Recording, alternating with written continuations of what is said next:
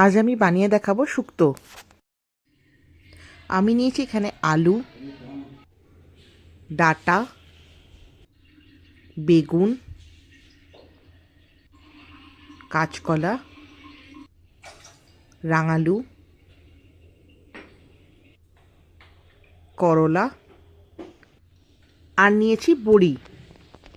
যেহেতু শীতকাল তাই আমি এখানে কিছু মটরশুঁটিও নিয়েছি। এবার সর্ষে পোস্ত ও আদা মৌরি আলাদা আলাদা করে বেটে নিয়েছি আর নিয়েছি 1 কাপ দুধ। শুক্তো সবসময়তে সর্ষের তেলেই রান্না হয়, তাই আমি এখানে সর্ষের তেলের ব্যবহারই করেছি। সবার আগে এখানে আমি বড়িগুলো আগে ভেজে নেব। বড়িগুলো একটু সাবধানে ভাজতে হবে, না হলে বড়িগুলো যদি বেশি লাল হয়ে যায় তাহলে ভালো লাগবে না। বড়িগুলো ভাজা হয়ে গেলে অন্য একটি পাত্রে তুলে রেখে দেবো সাইড করে।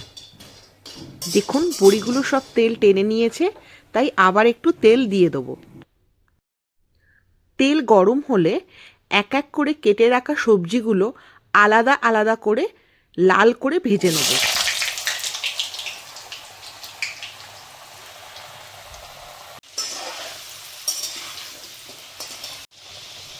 সব সবজিগুলোতেই কিন্তু অল্প একটু নুন, অল্প একটু হলুদ দিয়ে ভাজবো।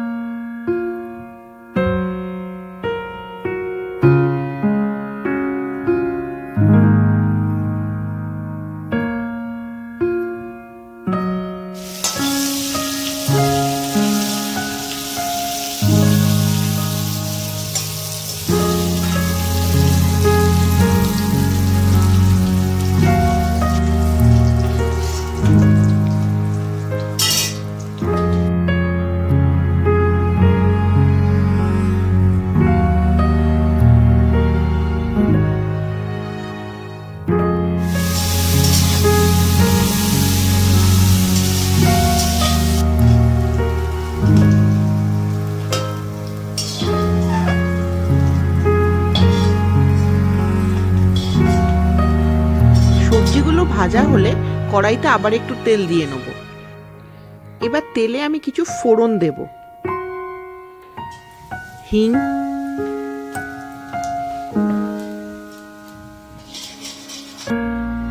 দুটো শুকনো লঙ্কা,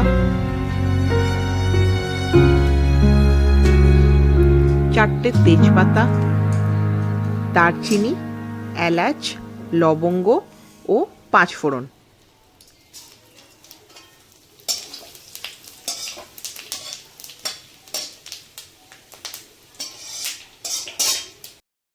এবার এক এক করে ভেজে রাখা সব সবজিগুলো দিয়ে দেবো, বেগুন ছাড়া। কারণ বেগুনটা যদি আমি এখন দিয়ে দিই তাহলে নাড়তে নাড়তে বেগুনটা কিন্তু গলে যাবে।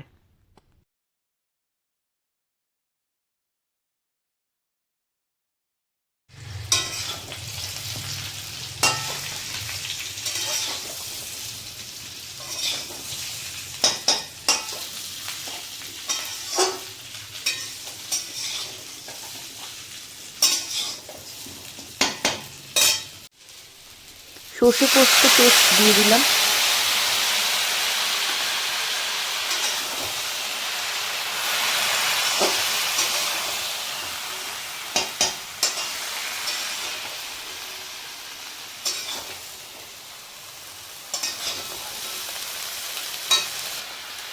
দিয়ে দিলাম আদা মৌরি বাটাও। এবার মশলাগুলোর সাথে সবজিগুলোকে ভালো করে মিশিয়ে নেব। মশলা দেওয়া জলটাও দিয়ে দিলাম। মটরশুঁটিগুলোও দিয়ে দিলাম।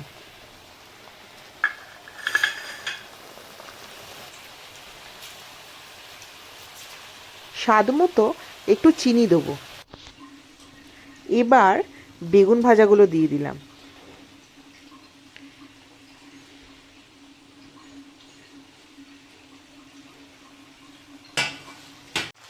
সবজিগুলো সিদ্ধ হওয়ার জন্য 2 কাপ জল দিলাম। সবজিগুলো যাতে সিদ্ধ হয়ে যায় তাই আমি 5-7 মিনিট ঢেকে দিয়েছিলাম। এবার আমি বাটিতে রাখা দুধটা দিয়ে দেবো। আমি এখানে 1 কাপ দুধ ব্যবহার করেছি। নুনটা আমি একটু দেখে দেবো, কারণ সবজিগুলো ভাজার সময়তে আমি সবগুলোতে নুন দিয়েই ভেজেছিলাম। এবার ভেজে রাখা বড়িগুলো দিয়ে দেবো।